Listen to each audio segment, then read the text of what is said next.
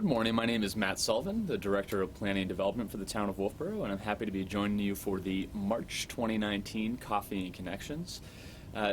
This Coffee and Connections, we're going to be talking about the 2019 Planning Board Work Program.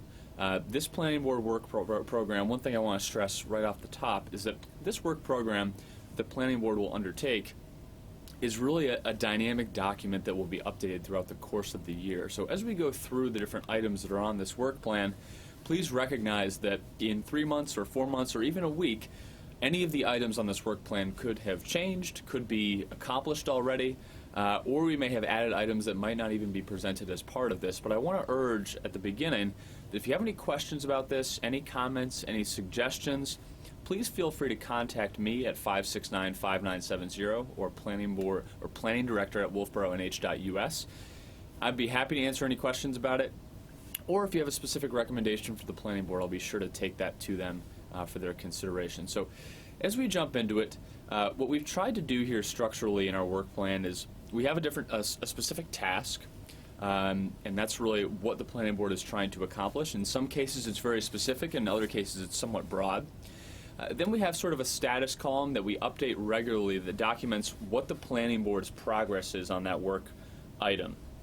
In some cases, these efforts are really a point in time. In other cases, they could be year-long efforts that involve subcommittees or other groups, or simply are sort of open-ended. So that status is really different from item to item.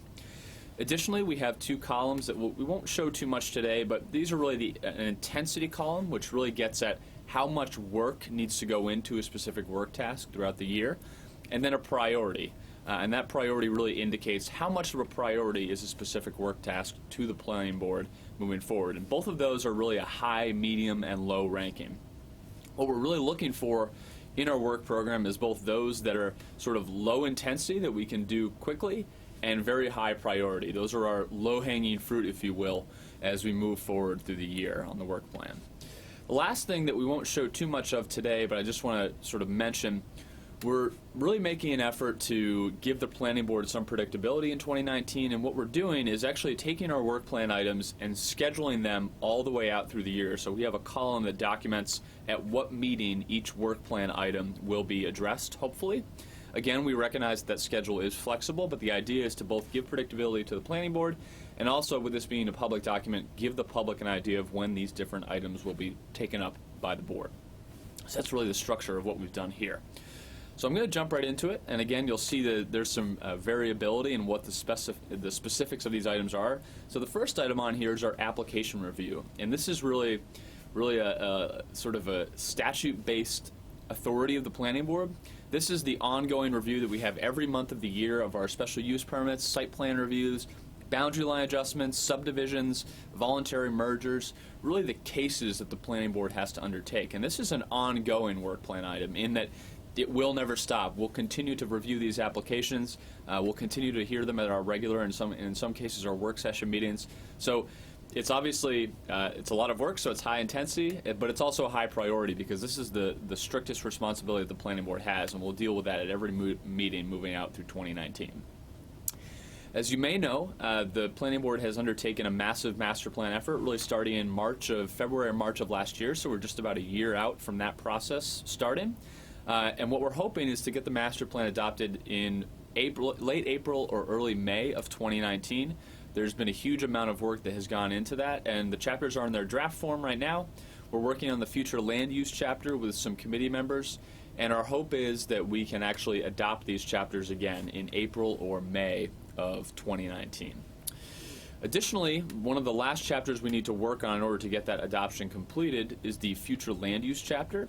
And specifically, as we're working on that future land use chapter with the Future Land Use Committee, we're working to really identify what our land use priorities will be moving forward in 2019. And the idea is that the Planning Board will take those land use priorities from the Future Land Use chapter and develop them into more work plan items that will either be undertaken this year or in any of the next 10 years that the master plan deals with. So that Future Land Use chapter and the master plan as a whole is really going to do a lot of priority setting for the Planning Board and other town committees as well. So that's going to be a huge document for us, and will create a lot of work for the Planning Board moving forward.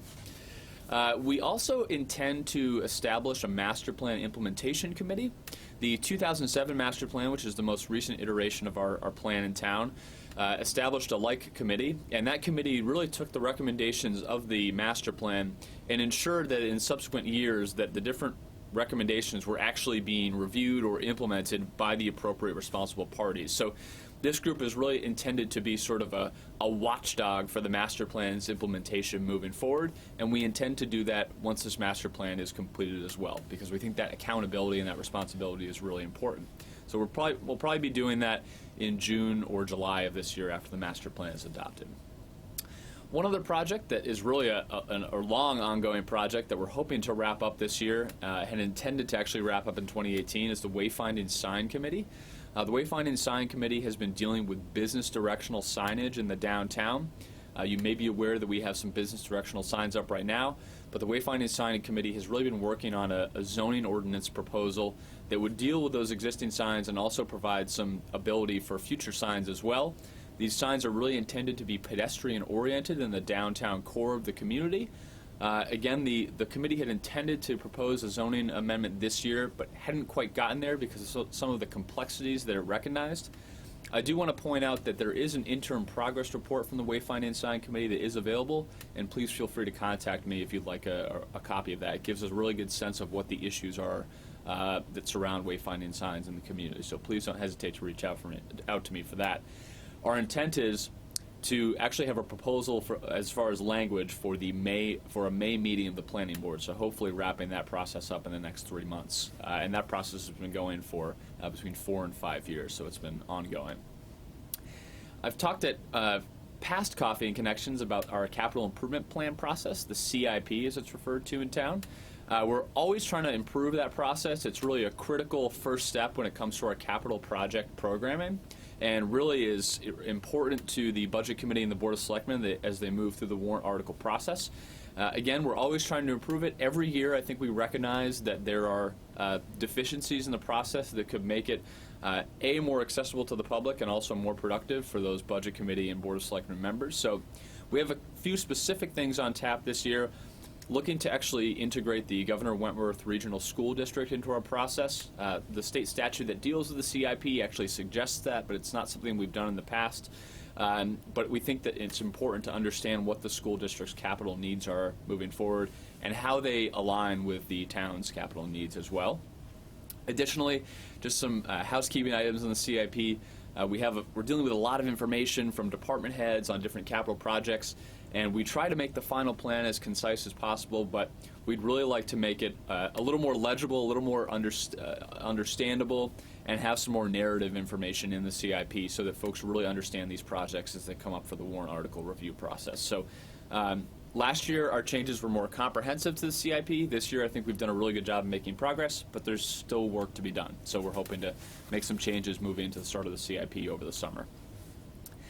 The next project, the adoption of the Architectural Design Review Standards. This is a project that's been going on for several years. There's been significant consideration, several public meetings of the Planning Board to discuss this with business owners and others. The Planning Board does propose to move forward with adopting some form of architectural design guideline, and this would become a part of the site plan review regulations as it stands right now. We currently have a set of voluntary design review guidelines that we're struggling to implement through the Planning Board review process, and the idea is that we'd like to make it a more critical part of our site plan review process to really protect the character of the community moving forward. So our plan is to actually adopt those hopefully over the period of 2019 and then actually move away from the voluntary design guidelines that exist in place right now. There's really an interest in protecting the character of Wolfeboro, and I think that these proposed standards do a great job of trying to do that, and hopefully we can refine them and get them in place this year. Sort of moving in line with the Wayfinding Sign Committee, one of the efforts that came out of that was the existing kiosks that exist downtown. There are 3 kiosks. You may know where they are. One that's really not too noticeable, but we'd like to improve, is the one near the Dockside Restaurant. These kiosks are fairly large. We're hoping to make some improvements to the signage and the materials that go into those, and potentially the locations of those kiosks moving forward. Again, some of them are not as visible as they could be. And we'd like to improve the content that's in there so they're a little more dynamic and that folks are actually using them, because I think they're a really good way to effectively communicate A, where different things are in the community, and B, potentially some events that are going on in the town that might be of interest to those folks who are looking at them. So as part of that wayfinding sign committee, they're actually dealing with this kiosk issue as well. Because it's really, the kiosks are oriented towards pedestrian traffic, they're intended so that folks can go up to them and get more information about the community and the goings-on as well. So that will be undertaken this year. And I think that that effort will probably follow that May recommendation of the Wayfinding Sign Committee, but there's a lot of work to be done to really get some good content into those kiosks. We've been working over the period of 2018 and even a bit of 2017 on completing some pretty comprehensive updates to our zoning map. This doesn't involve changes in zoning language, but unfortunately the state of our zoning map as it's presented right now on the town's website, there are some inconsistencies in what exists there and what our zoning ordinance actually says. So we're making some pretty large-scale amendments to the zoning map. One thing I'd point out is if you ever have a question about zoning on your property, I would urge you to contact the Planning and Development Office and get verification of that, particularly because we recognize that there are some inconsistencies that need to be addressed, and we're hoping to release the new zoning map early in 2019 after a pretty comprehensive review by the Planning Board. So that's something we're hoping to do soon here. This next item on the work plan I sort of talked about already. We really want to do an intense review of the land use recommendations that come out of the future land use chapter. Again, those really form the foundation of the Planning Board's work program going forward, so that's a critical thing we'll be working on throughout 2019. Working with the Public Works Department, we're actually reviewing our road standards. The road standards, although they're really a Public Works tool, are actually under the authority of the Planning Board in Wolfeboro, and the Planning Board is waiting for the Public Works to actually deliver a report and a draft of some new road regulations that could go into place. I think one of the big focuses of one of the big focus areas of this new set of regulations will be really having context-sensitive road regulations. And what I mean by that is really recognizing that a subdivision road in downtown Wolfeboro or a significant subdivision road may be different than the road standard for some road in North Wolfeboro that has a few homes on it. We really want to make sure that we're reflecting the volume that's passing over a road and the character of an existing neighborhood when we're looking at what a proper road standard is to have in place. So we're working with the Public Works Department to get a new draft of that together. It will subsequently be presented to the Planning Board, and we're hoping to have an adoption of those revised road standards sometime in 2019, although we do expect it'll be later in the year, just based on where the project is at right now. We're also reviewing the impact fee ordinance, and one thing that we're sort of arriving at is that we may potentially need to suggest elimination of the impact fee ordinance.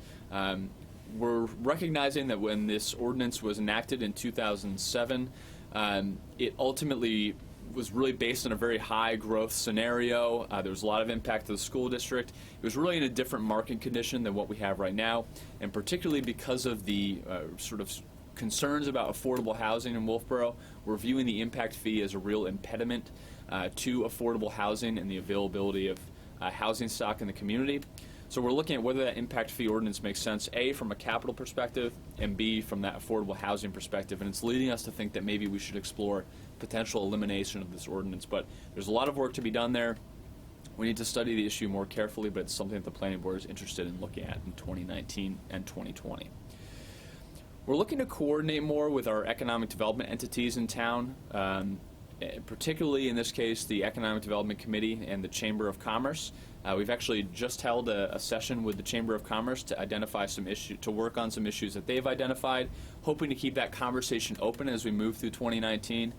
Really want to make sure that the way that the Planning Board is working is understandable to those entities, so that they they see some predictability in the process. Additionally, a session with the EDC is planned at this time for some time later in March or in April, and that session will really focus on what a productive relationship looks like between these two town committees. Obviously, the EDC is really a group of the Board of Selectmen. They're a committee of the Board of Selectmen, but they have a really close relationship, I think, from an ideological and topic standpoint with the Planning Board. So we want to make sure that although they may not agree on every issue, they understand how each other work and are working to have a productive relationship on issues that may intersect both of them. So I think that that's something we want to focus on in 2019 as well. One of the last items I want to note here under the sort of general work plan items is that we are looking at the Lehner Street and Railroad Ave area as a potential PlanNH Charrette opportunity. We have a lot of vacant properties and underutilized properties and town-owned properties in this area. And I should mention that Foss Field is also sort of a focus of this. We're looking at whether or not we should do some comprehensive planning for that area. We don't know what we'll come up with, what the subject area would be, but we're recognizing that because of the status of a lot of properties there may be some opportunity to do some really neat things that are really community-oriented, maybe some affordable housing, maybe some mixed-use development. I think that there's a huge opportunity, and we're hoping to explore whether a PlanNH Charrette could be done there either in 2019 or 2020. The next section of items is really those focused on rezoning efforts. So these are very specific things. One thing that we're discussing at the planning board level right now, but hasn't been decided quite yet, is whether or not a subcommittee may potentially be established to work separately on these rezoning items. The way it's traditionally worked is that the planning board has worked on rezoning sort of in parallel with its regular caseload and all the other work program items. We're recognizing that that's a lot of work, and because we're only able to check in with the planning board every 2 weeks, it doesn't necessarily have the consistent interface that we'd like, because these rezoning efforts can be very complicated. So we're potentially going to appoint a rezoning committee in 2019, but that decision has not been made quite yet. Whether that committee is appointed or not, the efforts that we have planned for 2019, there are about 8 of them, and this may expand over time. We are looking to complete some administrative amendments based on that zoning map work that I talked about just a few minutes ago. We're recognizing in our preliminary review of the zoning map that there are some unintended consequences that have come to light that we'd like to address, A, in our zoning district boundaries, and B, sort of in our use table as we move forward. So we'll hopefully be making some of those administrative amendments after the zoning map is finalized in 2019. And those will be smaller and will appear on the warrant hopefully in 2020. Additionally, we're looking to really increase sort of the understandability of our ordinance, and one of the things that we're looking to do that is to actually have sort of a use table matrix for our ordinance. As you may or may not know, there are several zoning districts in town. Each of those zoning districts have a different set of permitted, prohibited, and special exception uses.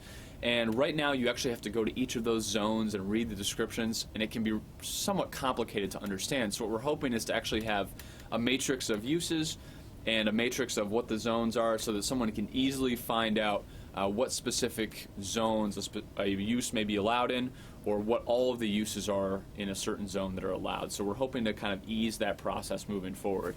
I did present a draft of that to the planning board in 2018, but we're hopefully going to add that to the zoning ordinance as sort of an administrative addition in 2019. We're also hoping to relocate the lighting and landscaping regulations. In 2018, you'll see an article related to taking the landscaping regulations out of the zoning ordinance. The hope is to actually get those added to the site plan review regulations. And in 2020, we're hoping to do the same thing for our lighting standards. There's some conflict and also some redundancy that exists between what's in our zoning ordinance and what's in our site plan review regulations. And we're hoping to resolve that by moving everything to the site plan review regulations and out of the zoning ordinance. And that also gives applicants and the planning board more flexibility when it comes to specific cases that might come before them. And I think it's a win-win for everybody involved. We're, as a result of the master plan, looking at our conservation subdivision ordinance, recognizing that there are some issues in really its implementation and its effectiveness. So we're hoping, and this may be a 2020 effort, might get pushed off a bit because it is such a large project.